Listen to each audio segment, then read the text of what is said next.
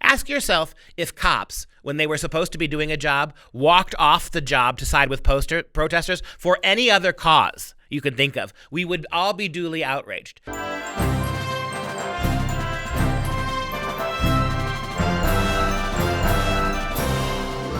I'm Dr. Duke, and this is Constitution Corner. Following up my Constitution Corner for last week, we talked a little bit about how police and even National Guardsmen and even high-ranking members like sheriffs in Massachusetts have groveled before these protesters/rioters. We had a Massachusetts sheriff who actually abased himself, laid down, belly down, in the dust to cater favor with the rioters, protesters. We have seen a Marine, U.S. Marine in full dress blues kneel. We have seen cops and National Guardsmen and state troopers walking arm in arm while on duty with protesters. This is a huge, huge problem because what you're doing is you are stepping off the job to participate in a political protest. I mean, ask yourself if cops, when they were supposed to be doing a job, walked off the job to side with protesters for any other cause you can think of. We would all be duly outraged. And what's happening here, by having these police officials and these officers do that,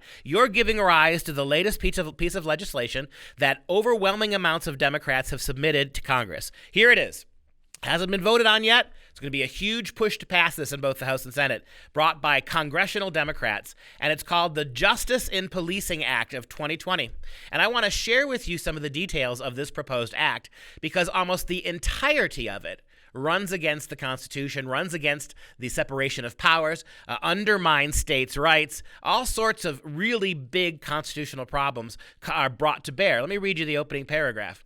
The Justice in Policing Act is the first ever, of course it is, because it's completely unconstitutional. It's never been tried before. The Justice in Policing Act is the first ever bold, comprehensive approach to hold police accountable at the federal level.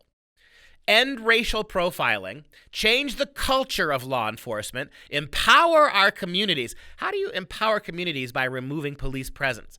And build trust between law enforcement and our communities by addressing systemic racism and bias to help save lives. What systemic bias? We know for a fact from the FBI's own statistics that unarmed white people are more likely to be shot than slightly more than African Americans who are unarmed.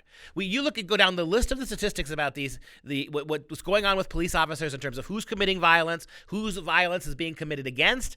You don't see a systemic racial problem. Nevertheless, here are some of the things that they're calling for. 1, establish a national standard. Let me repeat that.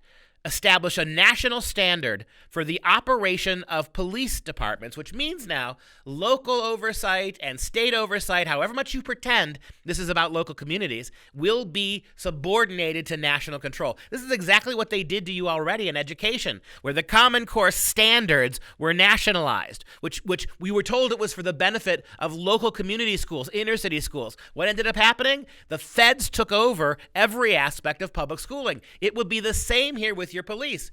Getting rid of local police is not done to create anarchy. It's done to create a national police force, which takes us one step closer to fascism. And again, number 1, this Justice in Policing Act of 2020, it will establish a national standard for the operation of police departments. Number 2, it will mandate data collection on police officers. Do you remember one of the big problems with Common Core, the nationalizing of the standards?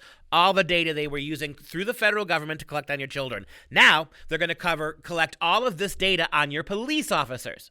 Your police officers, their behavior, their backgrounds, their bank accounts, their every aspect of their police training, their complete police record will be available to be analyzed as data at the federal level. Number 2, mandate data collection on police encounters and all encounters with any kind of subject for whatever reason. And 3, reprogram existing funds to invest in transformative community-based policing programs. In other words, communities will police themselves, but they won't, will they?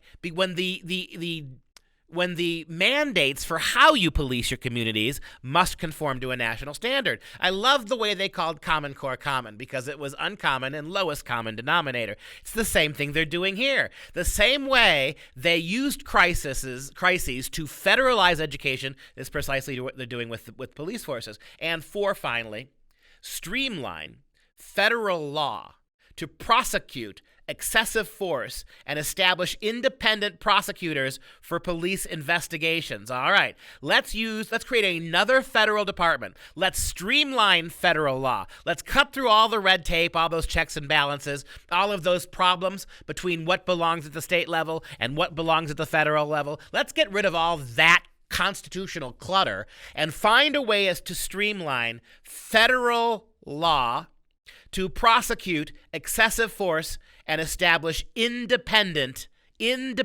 prosecutors who will not be beholden to constitutional values for police investigations. This is a very big deal, America. Let's hope this doesn't make it through law, but if it does, we'll be here to help. Don't just know your Constitution, live it. This has been Liberty News Hour. As always, you can go to thenewamerican.com and jbs.org for more information on these topics, as well as more shows.